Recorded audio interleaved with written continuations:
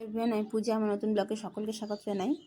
আজকে তোমাদেরকে আমি একটা ফেমাস সিঙ্গার সাথে দেখা করাবো। ভিডিওটা স্কিপ না করে পুরো ভিডিওটা দেখবে। তো চলো, তোমাদেরকে আমি কিছুদিন আগে বলছিলাম যে আমি একটা প্রোগ্রামে যাচ্ছি। তো দেখো, ওই প্রোগ্রামে আমি কি দেখলাম।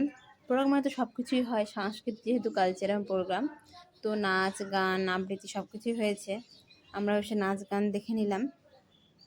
আর তারপর তাছাড়াও দিনের বেলা কিন্তু আরও প্রোগ্রাম হয়েছিল, মানে ড্রয়িং কম্পিটিশন ছিল, আবার যেমন সে তেমন সাজো, তারপরে ছিল আরও হচ্ছে বেলুন প্রতিযোগিতা। তো আমার মেয়ে যেমন সে তেমন সাজাতে ছিল, ও সেফ নিচের উপর সেজেছিল। তো দেখো, আর কত কিছু সেজেছে, রাধারানী সেজেছে, তারপর জয় শ্রীরাম, এদিকে ধর কঙ্কাল সেজেছে, অনেক কিছু সেজেছে। তারপরে এই যে চলে আসলাম, এই তারপরে বেলুন প্রতিযোগিতায় দেখো সবাই বেলুন প্রতিযোগিতা খেলছিল। বেলুন প্রতিযোগিতা বড়রাই খেলছিল। তো তারপরে যে আমরা চলে আসছি, যখন সন্ধ্যা হয়ে গেল, তারপরে আমরা চলে আসলাম এই প্রোগ্রাম দেখতে, কালচারাল প্রোগ্রাম দেখতে।